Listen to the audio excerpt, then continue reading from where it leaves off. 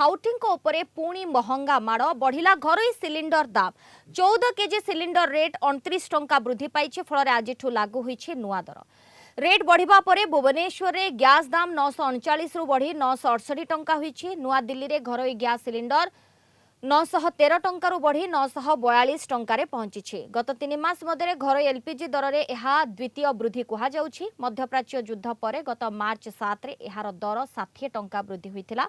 गत 3 मास मध्य प्राय 90 टंका बढ़ी एही रेट।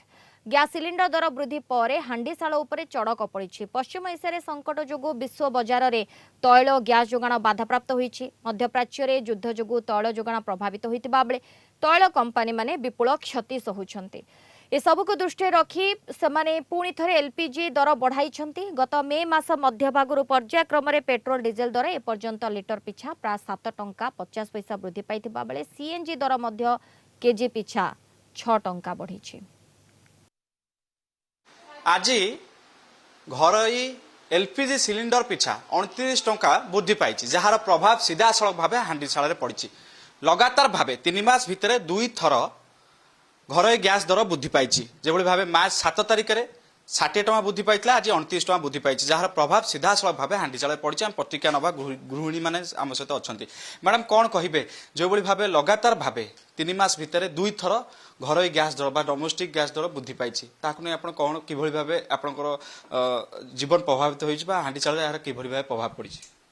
हांडीशाल उपर तो निश्चय प्रभाव पड़ी। बारंबार ये दर बढ़िया द्वारा आमर रोषे आमर स्वामी मान तो दरमा बढ़िबार ना तेणु आम जेहेतु रोषे कर अधिक खर्च निश्चित हो 3 मास भितर 3 थर बारंबार रेट बढ़ला तेणु ये आम निश्चित प्रभाव पड़ुछि। आर्थिक आमर जेहेतु आमर भारत एक मध्यवित्त श्रेणीर देश तेणु से आम निश्चित प्रभाव पड़ुछि।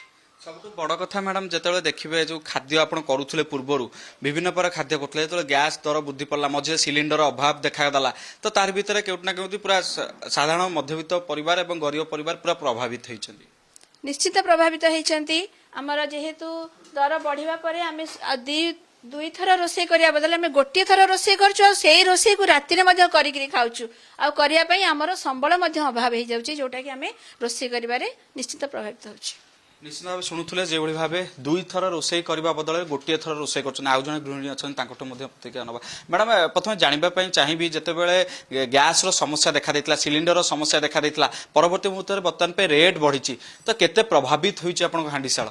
बहुत बहुत भाव प्रभावित होइछि। मोर जेहेतु क्लाउड किचन ता तो आहुरी पूरा बंद हो जाइछि कहयो गले इंडक्शन जहाँ साहाय्य करूछि कहतले जे इंडक्शन सहारा नौचंती तो या केउटना केउटी आपन जीवन को प्रभावित करिछि। सबटार बड़ कथा जो आपनकर जो क्लाउड किचन कथा कहतले व्यवसाय कथा कहतले ताहा ऊपर कि भली प्रभाव पकाइछि ता तो पूरा बंद हो जाइछि कहबा को गले आगुरी जमती 10टा जगह एबे 5टा बनया को पड़ुछि कि मिल भी कमी जाइछि सब रेट तेल रेट गैस रेट सब बढ़ी गलानी इलेक्ट्रिक रे केते हम ए करबो सेटा सुविधा निश्चित भाव शुणुले कि भाव हांडीशाल यार प्रभाव पड़ुछ और गैस दर वृद्धि प्रभाव में केउटना केउठी साधारण और गरीब लोक सीधा सड़क भाव प्रभावित होउछन्ति। भुवनेश्वर वीडियो जर्नलिस्ट प्रताप सहित श्रीधर आचार्य रिपोर्ट कलिंग टीवी।